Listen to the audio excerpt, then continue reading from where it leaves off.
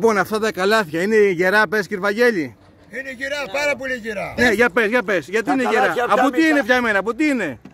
Η βέργα είναι από λιγαριά. Ναι. Πως έβγαλαν το τραγούδι, δηλαδή ποιος το έβγαλε. Πάμε, το τραγούδι μαζί. Είναι πολύ γερά, πολύ γερά. Λιγαριά, εσένα έχω στην καρδιά. Λιγαριά, καλάθια αθάνατα. Όποιος τα πάρει. Εγώ πήρα 2 καλάθια για το Πάσχα, θα το πάω στους κουμπάρους, θα τα γεμίσω αυγά και πασχαλινά δώρα.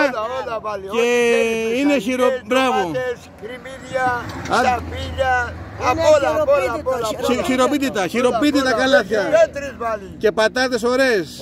Όλα πάλι. Λοιπόν, θα βάζω τα καλάθια να έρθουν εδώ ο κόσμος στο Βόλο, είπαμε. Εδώ Αθηνών, έξω από τις σχολές του ΑΕΔ. Άντε. Καλημέρα και καλή Ανάσταση να έχουμε. Καλημέρα, Ανάσταση. Ανάσταση για όλους τους Έλληνες. Πολλά, ναι. Χρόνια πολλά και για εσάς Ανάσταση. Και Έτσι και εγώ. Ανάσταση. Να είσαι καλά αδερφέ μου, να είσαι καλά.